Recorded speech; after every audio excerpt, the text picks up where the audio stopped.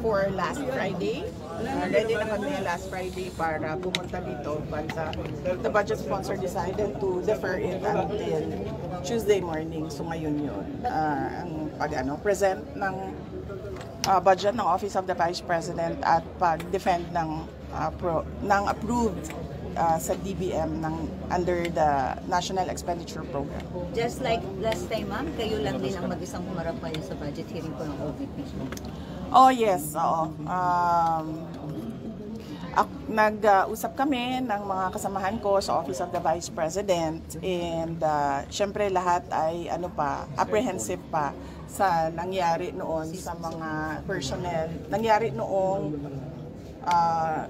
committee hearing sa House of Representatives sa mga personnel ng Office of the Vice President na ang daming kinabahan, ang daming nagka-anxiety, ang daming nagkasakit. So sinabi ko sa kanila na it is best kung ako na lang yung aharap sa budget hearing ng Office of the Vice President. Next question, Marian. VP, yung 7.4 million pesos po na binanggit nyo, security personnel po, na public funds po ba galing? Yes. Oo. Napakaklaro nun, no, na wala akong ginamit para sa akin, para sa Vice President, na pera ng gobyerno para sa mga biyahe ko overseas. Ang merong charge sa Office of the Vice President ay yung security at decision yon ng Armed Forces of the Philippines kung magpapadala, ilan at kung sino. At yung pangalawa ay yung sa Office of the President, Office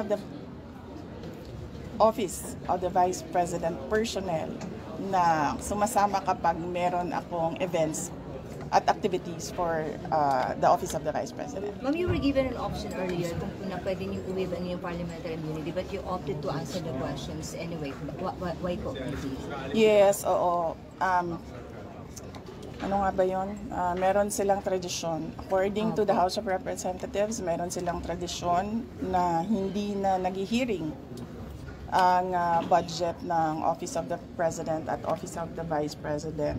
Pero kanina tinatanong ako kung i-waive ko ba yung tradisyon na yon nila, no? The privilege, yes. And sinabi ko na i-waive ko yung privilege na wala nang tanong sa budget ng Office of the Vice President. Ma'am? Last two questions, Red. Ma'am, were you expecting yung mga confidential fund questions and yung mga questions about your travel doon sa mga lawmakers na galing sa Makabayan Block? Were you expecting it already? Yes, oo. Madami kaming mga in-expect na mga tanong, pero dalawa lang yung nilabas nila, no?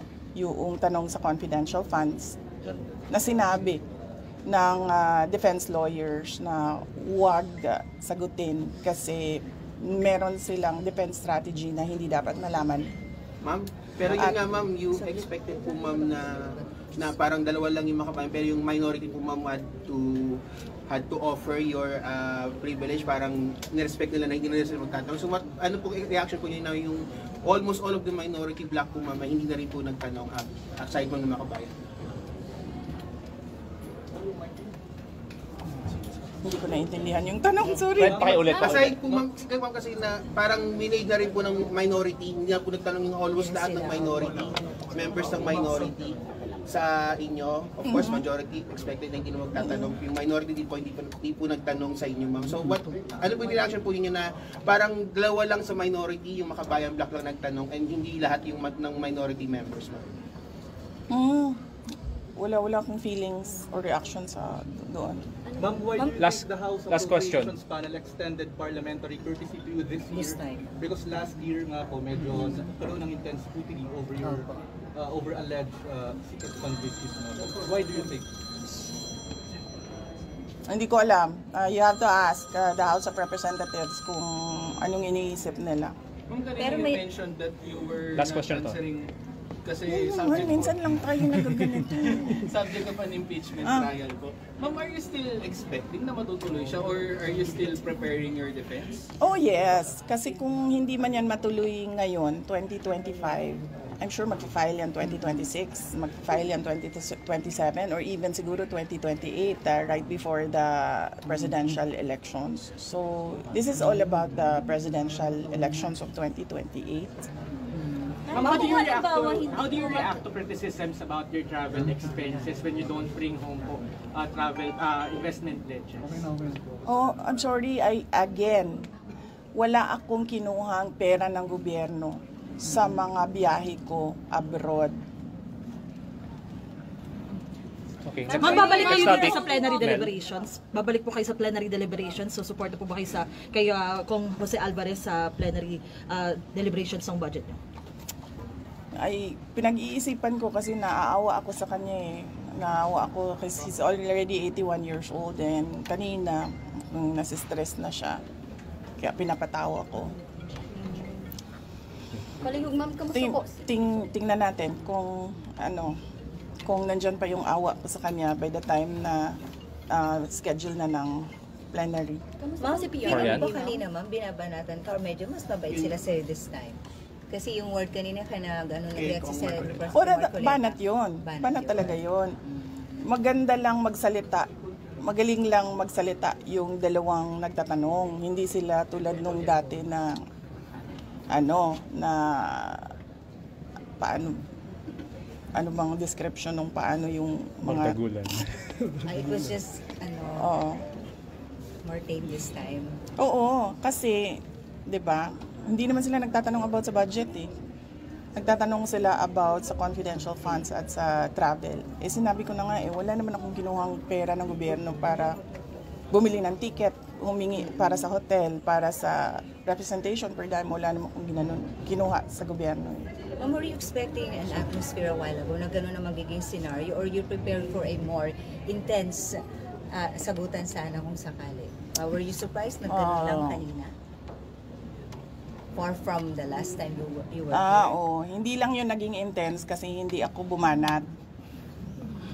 Last time kasi, bumabanat ako kaya naging intense siya. So kanina, naisip ko, pamanatan ko ba ito sila o hindi? Why ma'am? Ba't nga ba hindi? Ba't nga po? Naaawa ako kay Congressman Pepito Alvarez kasi he's 81 years old, and I do not think that he can handle the stress of an intense and heated budget hearing. Marian? Kamusta po? Tumawag siya last Friday. Monday ngayon. Hindi siya tumawag kahapon. No, it's Tuesday now, ma'am. Last Friday siya tumawag. He's okay. Paano okay? Can you elaborate po? He's okay. Nag-usap kami about politics. Nag-usap kami about flood control. Nag-usap kami about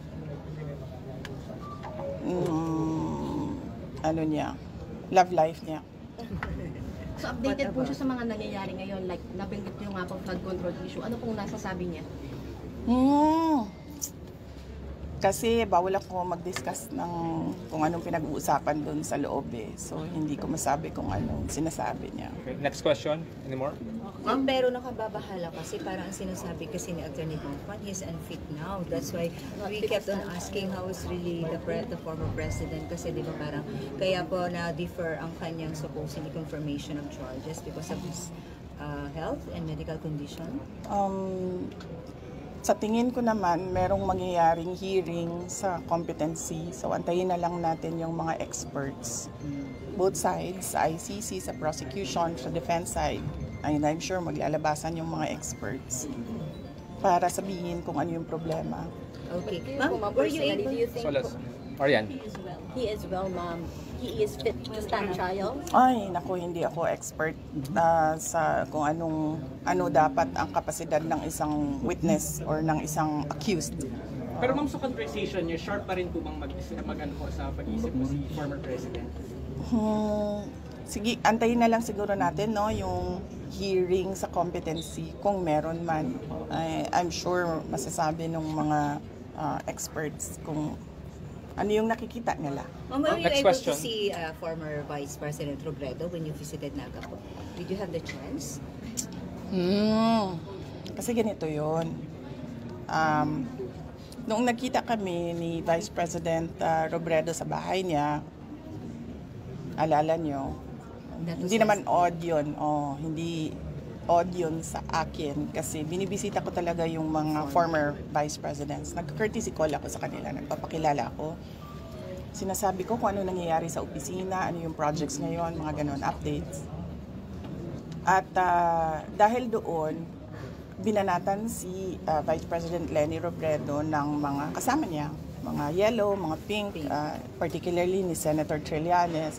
At hindi ko kasi gusto yung naggaganon yung isang former vice president. Being a vice president, ayoko yung ginaganon ang mga former vice president. So, for this visit sa Naga City, nagdesisyon ako na huwag kami magkita para wala nang masabi ang mga tao about former Vice President Leni Robredo. Haji. Usap po kayo. Usap kayo. Hindi man. Wala kaming numbers sa isa't isa. Haji. Apo. Ma'am, Madam Vice President, magandang tanghali po. Baka lang po aware po kayo sa recent moves po ni Cavite Representative Kiko Barzaga sa House. Parang china-challenge niya po kasi yung leadership ni House Speaker Martin Romualdez ba? Dapat lang. Dapat lang talaga.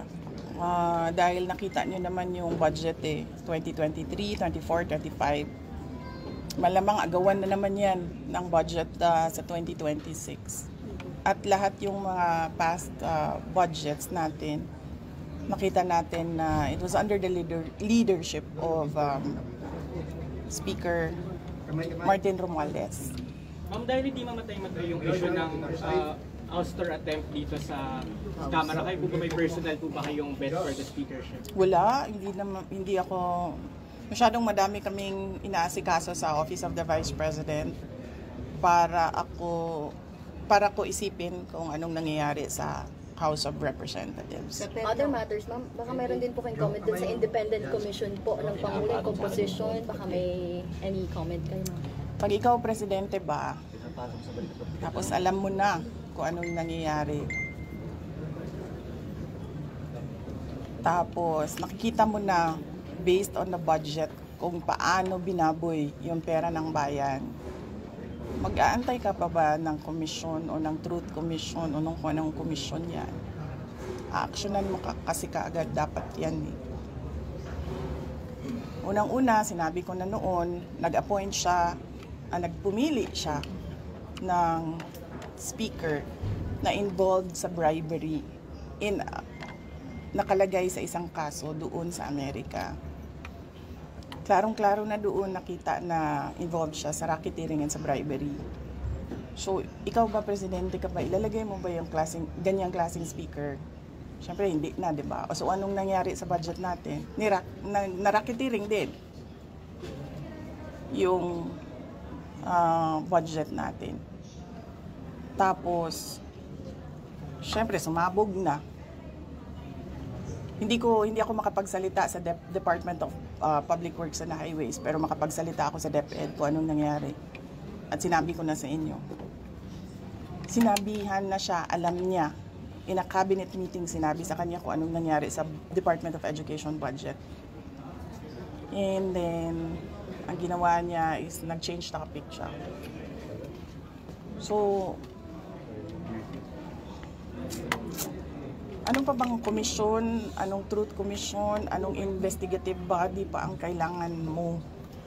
Nandyan na yung budget, nakikita natin kung paano siya kinuha. Diba dapat nun, diretso mo na gawin, tanggalin mo na yung speaker mo, ayusin mo na yung, sabihan mo na yung mga kaalyado mo sa House of Representatives, ayusin niyo yung budget, tapos panagutin mo na yung mag-lifestyle check ka na dyan sa mga congressman at sa mga staff nila. Dami dyan, may bahay sa abroad. Diba? Masyado siyang hindi niya alam kung anong gagawin at masyado siyang mabagal gumalaw. Nagmamadali ang Pilipinas eh. Pero alam niya lahat to, ma'am.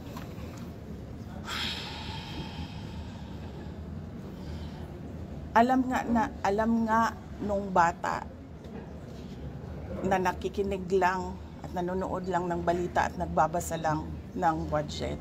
Presidente pa, hindi niya alam. Pero ma'am, di ba too little too late na po ba yung ginawa ni BBM, and of course, dapat po ba talagang kasuhan na si Speaker and si Sandy ko sa mga ginawa nila? Actually, hindi na nga siya too little too late eh. Nothing na nga siya eh. Nothingness na ang ginagawa ngayon.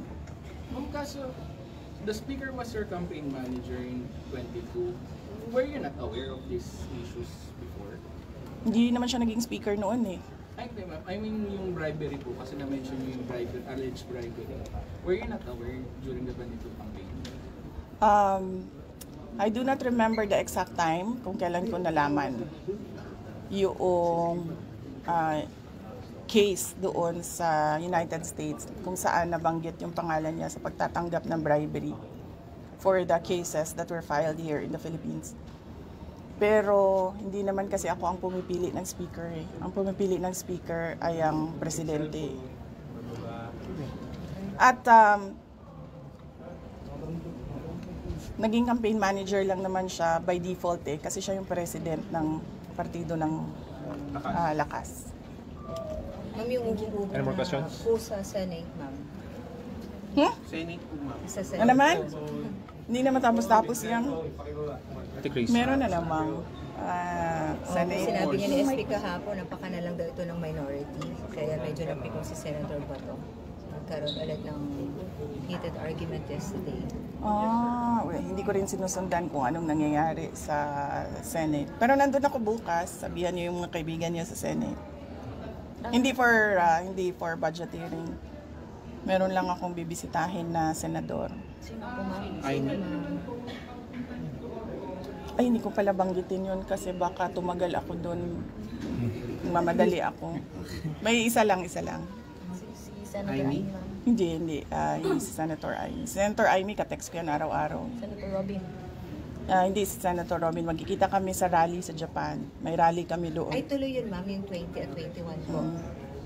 All right, sa bago na tuloy kayo. Thank you. Thank you very much, Thank Vicky. you. Ma'am, thank you po, ma'am. Thanks, Thank you ma'am. po.